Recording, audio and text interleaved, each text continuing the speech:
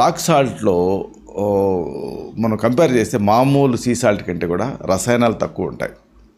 కాబట్టి దీన్ని అధిక రక్తపోటు ఉన్న వాళ్ళకి అంటే ఉప్పు మామూలుగా ఏదైనా ఉప్పే, దాన్ని పరిమితంగానే వాడుకోవాలి.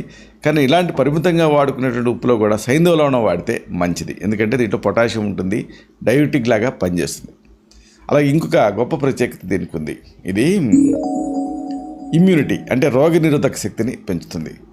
సైంధవ లవణాన్ని ఒక చిటికెడు మోతాదుగా తీసుకుంటూ ఉంటే మామూలుగా ఆహారంతో వీటితో కలిపి ఇమ్యూనిటీ పెరుగుతుంది. ఇది ఇన్ఫెక్షన్స్ రాకుండా కాపాడుతుంది. అలాగే ఇంకొక ప్రత్యేకత ఉంది. ఇది జీర్ణ సమస్యలు అంటే డైజెస్టివ్ డిజార్డర్స్ని కరెక్ట్ చేస్తుంది. ప్రధానంగా ఆకలి లేకపోతే సైంధవ లవణం, పసుపు, శొంఠి పొడి కలిపి అన్నం మొదట్లో తిన్నారనుకోండి, మంచి ఆకలి మీ సొంతం అవుతుంది. అలాగే జీర్ణక్రియ అంటే డైజెషన్ కూడా సక్రమంగా జరుగుతుంది.